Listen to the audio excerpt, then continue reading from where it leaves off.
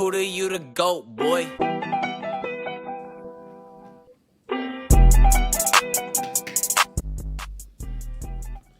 League of Nations Week 3 update. Miami Steamers 140, Sealos 19, 176. Sealos got his first win of the year. He did it in a big scoring fashion as he also won most points scored. We had Loyal Quarantino 134, Wookie of the Year 142. Loyal Quarantino dropped his first game of the year. Wookie came out strong and got on a 2-game winning streak, scoring 142. Not as many points as last week when he played Sealos 19, but nonetheless, a win is a win. The dethroner is not living up to his name, and the replacements with replacement and all still seems to be able to get the win, only by 10 points, 131 to 121. Los Sádicos Pervertidos, man, I don't know if it's the curse of the trade or what's going on, but 0-3 right now, not looking too good. Icebox is doing what Icebox does, just winning games. We got the Mascarilla 120 and Pandemic at the Disco 68. I mean, never mind not even trying to score 100, but 68, it's going to be tough to beat. It's going to be tough to win. Beg your pardon. Only scoring 68 points. And La Mascarilla, quietly, but he's been putting some wins together. Mile Lives Matter 162 over Kung Fu Lu 143, 162, seconds highest point of the week. Seems like those way of pickups are starting to pay off. So not too shabby for Mile Lives Matter. All right, that was the update. 3 weeks in, things are looking good. We'll see what happens on week 4. All right, and there you have it. That's the week 3 update. We're gonna start. We're gonna get ready to go to our press conference of the week. Wait, what? What do you mean? But by the time this comes out, week 4 will already be coming. So, should we just go ahead and do week 4 too then? Let's do it. Run it. They got rid of them toxins. Let me go. Sports in the top 10. All right, and here you go. Week 4. Replacements 190, Sealos 19, 150. What can we say? I mean, Sealos 19, if he wins, he gets the most points. And every time he loses, the team he's facing gets the most points. So we're trying to track down the owner for Sealos 19 to get you guys a press conference for him. We'll see if we can find him for next week. And the replacements, congrats, 190. Put together a good win.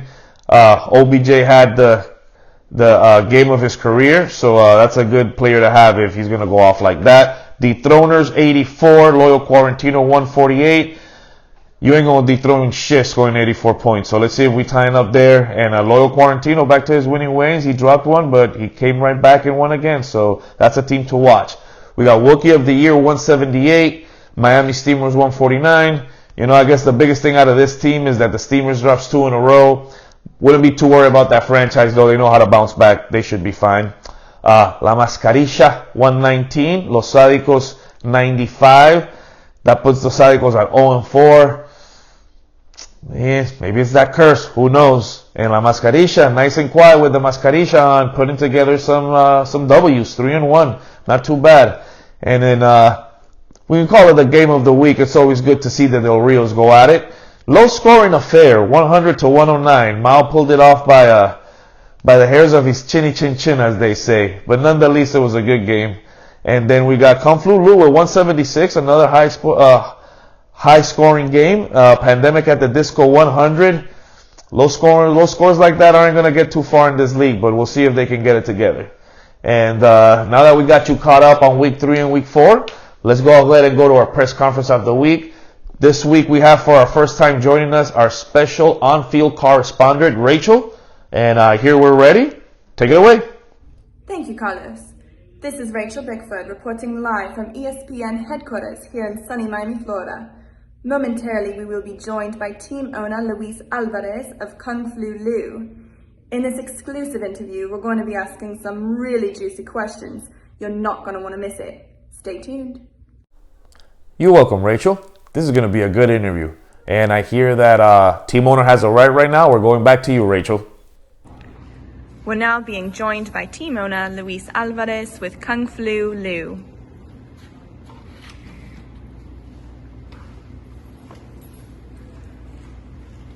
Good afternoon, Mr. Alvarez. Good afternoon, Rachel. Thank you for being here today. I appreciate that. Thank you so much for your time. Before we get started, is there anything that you would like to address? Yeah, I just want to first and foremost, thank the commissioner. I think he's done a fantastic job running our league, keeping everybody safe and informed, and running a very efficient fantasy league in very uncharted waters. So thank you to the commissioner, and very happy to be here today to answer any questions that you have. Well, let's get right into it. So after coming out the gate strong and winning your first game, you've lost your last two. What's your game plan moving forward? Yeah, Rachel, so I'm not going to give my game plan out here for the rest of the team owners, but what I will say is there's a lot of football to be played. So we're very confident. We got a great mix of veterans and rookies. So we're going to continue to play inspired football. We're going to continue to draw very creative game plans for every week. And our team is very confident. We know that we can go in there and compete and hang with the best of them. I think we learned a lot from Icebox. Really, championship caliber franchise. She's proving that, she's the team possibly to beat this year, starting off 3-0. So we learned a lot from that game. And we're going to make the adjustments necessary to continue to make our team better. But yeah, we're definitely not panicked. We're very confident. We're an inspired bunch, and we're never going to quit. That's one thing about my team I can say is we're going to continue to grind and fight till the end of the season, last second. So yeah, that's really what it comes down to. Well, I appreciate your tenacity. So as you know, you're facing Pandemic at the Disco next. What are your thoughts on this team, and what are you doing to prepare for them? So last season, I had a bit more respect for Pandemic at a Disco. Looking at them last week, there was rumors and things being leaked out of their locker room about them quitting at halftime, which my team just does not tolerate, and it's not what we stand by over here. We never quit. We play until the last minute. So seeing just the way they basically threw in the towel by halftime last week, it's just something I can't respect. So I'm looking forward to playing Pandemic at a Disco and hoping to give him another reason to quit by halftime. He's already making excuses about COVID-related issues that we're all dealing with and injuries. So again, I don't make any excuses here in my team, neither does my staff, and we're going to play until the last minute, and hopefully we can make him quit again next week. Those are some strong words, Mr. Alvarez. So my next question for you. Your front office has been known for doing a complete overhaul of your team roster. Should we expect the same if you don't win this week? Well, I don't know if I would call it a complete overhaul. We've had to make some changes, that's true. We've had some major injuries in our roster, but again, we don't make any excuses. But I believe in my coaching staff, and we're always very active in trying to improve our team. So if we see opportunities that we could improve our team during the season, we will make those changes, and we've done it.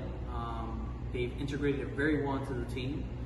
We're happy with how, I said, we've built the roster year to date, and there might be more changes. But yeah, I wouldn't call it a complete overhaul. We still have our veterans who continue to mentor and make sure that we keep our eyes on the prize. So yeah, we're very confident, very inspired this season, and it's very early in the season to be worried or concerned, or this is very, very early in the season. So yeah, we're looking forward to week 4 against Pandemic at the Disco. Very good. So as you know, Mr. Alvarez, your team has been accused of being involved in the Tradegate scandal.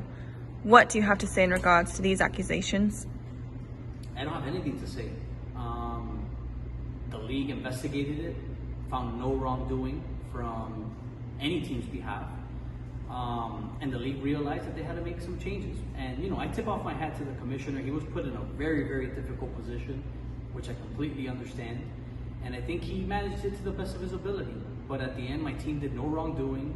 I continue to prepare my team week in and week out to put them in a position to win, and that's exactly what we did. We went on a winning streak. We made the playoffs once again. My team hasn't missed the playoffs. You can look at that record, and we were very proud of our championship banner that we won a couple of years back. So our team will never make an excuse. I know other team owners whine and cried, and we're making excuses. You're not going to get that from my end. and again, it was investigated it, and no wrongdoing was found. So, you know, I have nothing else to say about the matter. I appreciate your honesty on that. Thank you very much, Rachel. That was an awesome job. The League of Nations really appreciates you helping out. I also want to thank team owner Kung Flu Lu for his time and his honesty. I think that was a very well put together press conference. I look forward to seeing all our other team owners in the press conference. And I know when that hotline bling. All right, and joining us now on the League of Nations hotline, we got Pandemic at the Disco to respond to Kung Flu Lu's statement. Go ahead, Pandemic. Hey, Kamish, how are you doing tonight? I'm doing good, thank you, sir. I wanted to talk about about loose flu comments from Pandemic at the Disco. Yes, it's true. My team was mediocre last week. They didn't show up. They didn't care to show up. They were too worried about Game 1 in the Heat. And they did throw in the towel. I gave them a little pep talk, and this week they're going to come out and rip Flu Lu's a new asshole. And he's not going to be ready for it. Yeah, I'm sorry to inform you, Pandemic, but you know you already lost that game, right?